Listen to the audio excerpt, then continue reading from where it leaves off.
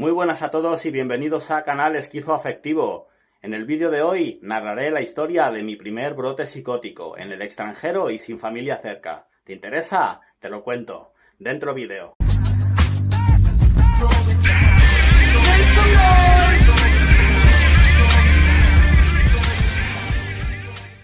Antes de empezar, me gustaría poneros en antecedentes para daros un contexto pasado sobre cómo, para que os hagáis una idea, cómo el estrés postraumático puede afectar a relaciones futuras, etcétera, etcétera. Los que hayáis visto el vídeo de mi historia, que sigáis el canal, habréis visto que sufrí acoso escolar por parte de mis iguales y también sufrí abuso por parte de los profesores, incluido en la guardería o jardín de infancia, donde también sufrí abusos, sobre todo verbal y un poco físico, cosas como agitarme o darme alguna cachetada, etcétera, etcétera. Ahí es verdad que aprendí a no defenderme, ya que un niño lo que aprende es que si se defiende ante eso, pues las consecuencias pueden ser peor.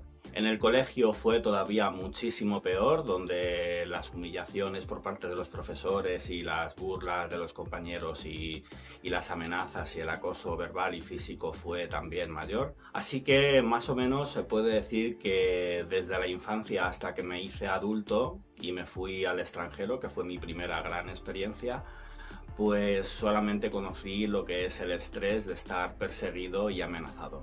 A esto hay que además sumarle el hecho de tener un hermano mayor agresivo y a veces incluso celoso, con el que me quedaba solo por las tardes.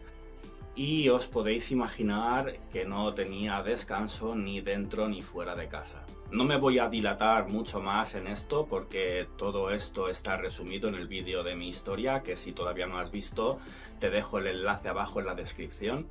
Tan solo con estos antecedentes quería poner de relieve algo tan importante como ignorado como es el estrés infantil, el hecho de pasarte toda tu etapa de infancia y adolescencia con estrés infantil que se convierte en estrés postraumático y que es a menudo ignorado por parte de los profesionales y el personal docente de turno por, a mi juicio, mera comodidad. Y hasta aquí relato los antecedentes de mi historia que voy a contar en este vídeo. Desencadenada por el estrés de vivir en un país que no es el tuyo, donde incluso el idioma es distinto, y paso a narrar la historia de mi primera reacción psicótica intensa. Bien, llevaba no mucho más de un mes y medio, 2 meses en el país de acogida cuando empecé a sentir las primeras diferencias culturales. Al principio eran cosas lógicas y llevaderas que podía considerar como normales, pero después de más de 6 meses en el país de acogida empecé a sentir hostilidad e incluso odio hacia el país de acogida y especialmente hacia su gente. He leído sobre esto, se llama choque cultural y es completamente normal, es tan solo una fase, pero aquí estaba yo. En estos meses había tenido ya la oportunidad de sentir el rechazo e incluso el insulto por parte de las personas con las que yo trataba, dado que mi puesto era de atención al cliente y a menudo las respuestas que yo les daba pues no eran de su satisfacción y entonces a lo que recurrían era el hecho de que yo era extranjero y que me fuera a mi país, etcétera, etcétera. Lo cual sumaba al hecho de que no me sintiera cómodo en ese país, a pesar de que yo tenía un objetivo, que era aprender el idioma. Además, en 2007 hizo un verano terrible donde no solo hacía frío, sino que se pasaba día sí, día también lloviendo. Y ya para el mes de julio recuerdo que estaba absolutamente gruñón por absolutamente la más mínima cosa. Ya para entonces empezaba a crear escenas con personas que por la calle se chocaban conmigo porque no prestaban atención, etcétera, etcétera. Estaba en definitiva muy irritable, muy gruñón y muy insoportable en aquel entonces. También con compañeros de trabajo tenía problemas porque a lo mejor criticaban una forma mía de hacer las cosas y bueno, entonces no estaba yo para que me dijeran absolutamente nada, estaba totalmente insoportable. Entonces poco se podía hacer. Fue en un día de agosto en el que yo salía de trabajar por la tarde, cuando ya en el tranvía empezaba a cavilar cosas en mi cabeza y al bajar del tranvía, en lugar de irme a casa caminando, porque estaba a distancia de un paseo, decidí quedarme en el parque central de la capital. Y estuve merodeando un tiempo y empecé a hablar con la gente, haciéndole pequeñas entrevistas, etcétera, etcétera, pero para pasados unos minutos ya estaba hablando solo y dando lo que se llama un meeting o un speech sobre lo mal que estaban llevando los locales sus vidas y lo mucho que yo podía salvarles con mi mensaje, que venía, por supuesto, de una conexión directa con la divinidad. Algunas personas que han tenido un brote psicótico dicen que no pueden recordar. Yo, sin embargo, tengo extractos en mi cabeza muy vívidos de algunas cosas que decía o que hacía. De repente hablaba como un profeta lleno de amor y de repente profería insultos. Hay detalles que no recuerdo, como el hecho de mezclar el idioma local con el español, que me enteré después. En este estado la velocidad de mi cabeza iba muy rápido, tanto que perdía el hilo de lo que estaba diciendo. Es decir, estaba diciendo algo y ese algo era interrumpido por otro algo que tenía que decir que se me acababa de ocurrir. Y ese algo a su vez era cortado por otro algo que tenía que decir. Entonces decía cosas inconexas que desde afuera no se entendían absolutamente nada. Se juntaban varias dimensiones entre las que estaba la realidad en sí misma y luego todas las realidades que pudieron ser y no fueron y las que podrían ser. Sentía como si mi cabeza fuera una enorme sala multicines en la que en cada sala se estuviese proyectando una película distinta. Ahora quiero que imagines que las paredes internas se derrumban y en tu cabeza se proyectan varias películas a la vez. Así sentí yo mi primer brote psicótico. Para que te hagas una idea de lo que te estoy explicando, quiero ponerte un extracto donde verás cómo se ve todo esto desde afuera. El extracto que vas a ver fue protagonizado por la modelo mexicana Gabriela Rico. Sus vídeos están en YouTube. Advierto que tanto si tú mismo como un familiar tuyo ha sufrido un brote psicótico, estas imágenes pueden ser duras de ver.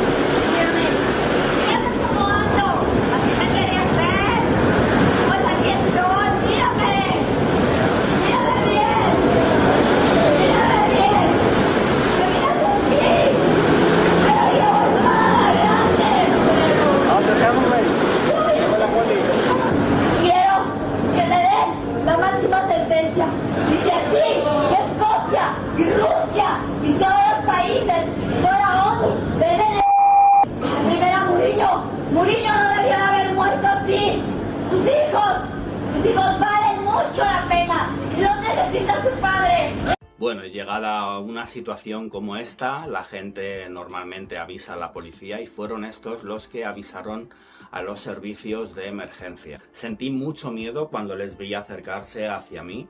La verdad es que la policía habló conmigo lo que se podía hablar conmigo. Recuerdo que me trató muy bien, aunque fuera de forma condescendiente. Pero yo sentía como si viniesen a capturar un león que se había escapado del zoo. Tanto miedo que me tuve que resistir, llevándome una inyección que ponía final a un episodio lamentable de mi vida. Pronóstico de un brote psicótico. Justo como antes os he hablado de unos antecedentes para poneros en un contexto pasado, ahora quiero hablaros de un pronóstico para cuando se dan casos así. En mi caso me hicieron muchas pruebas, me hicieron apretarle las manos a la enfermera, me hicieron seguimiento de ojos, me hicieron ejercicios de coordinación, la cual esta última perdí muchísimo. Una de las cosas que pueden quedar trastocadas tras un episodio así es las funciones ejecutivas. Las funciones ejecutivas es todo lo que tiene que ver con la memoria, planificación, control de impulsos e iniciación y término de tareas. Como resultado quedé teniendo problemas de memoria a corto plazo, sobre todo, teniendo problemas de control de impulsos como la ira, acabar lo que empiezo, si es que lo llego a empezar, etcétera, etcétera. Además, a día de hoy tengo mucha torpeza en cuanto a coordinación. Quiero ir a agarrar un vaso de agua y lo acabo tirando. Me doy con los marcos de las puertas cuando intento pasar por en medio de ellas. Problemas de equilibrio, etcétera, etcétera. Para esto conviene hacer lo que se llama terapia ocupacional, que encontraréis en centros de día, también llamados hospitales de día, donde haréis actividades para la memoria, coordinación y un largo etcétera. Simplemente hacer caligrafía, colorear contornos sin salirte, hacer recortes sin torcerte, ayudará muchísimo a entrenar la motricidad fina perdida. En cuanto a mi estancia en la clínica, solamente me quedé una semana por decisión propia. Me acabaron recetando una quetiapina, la cual me arrepiento muchísimo de no haberme tomado por miedo, por las razones que sean. Por favor, hacer caso a vuestros psiquiatras cuando os receten la medicación que os receten, porque ellos siempre van a saber más que vosotros. Por lo menos sabrán más que vosotros cuando os ha ocurrido un episodio así. En el informe ponía que había sido tratado con haloperidol y posteriormente con quetiapina. Mejor me ahorro lo que pienso en cuanto al haloperidol, pero vendría fenomenal para atrapar animales escapados del zoo no más pequeños que un elefante. El trabajo lo tuve que dejar ya que estaba de cuerpo presente pero de mente ausente, y en cuestión de días estaba aterrizando en España en casa de mis padres. En aquel entonces lo que le dije a mis padres era que venía a hacer un curso, a estudiar durante un año. Lo cierto es que estaba evitando trabajar porque no me encontraba en condiciones de seguir trabajando y necesitaba un tiempo de recuperación. Me puse a trabajar a los pocos meses, a más o menos unos 8 meses después de haber llegado aquí. Y bueno, todo lo demás está resumido en el vídeo de mi historia, que te dejaré un enlace abajo en la descripción para que puedas encontrarlo y verlo.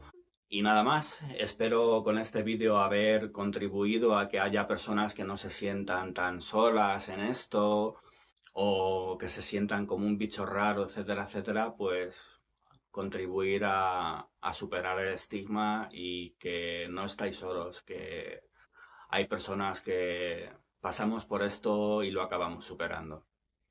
Nada más. Un abrazo.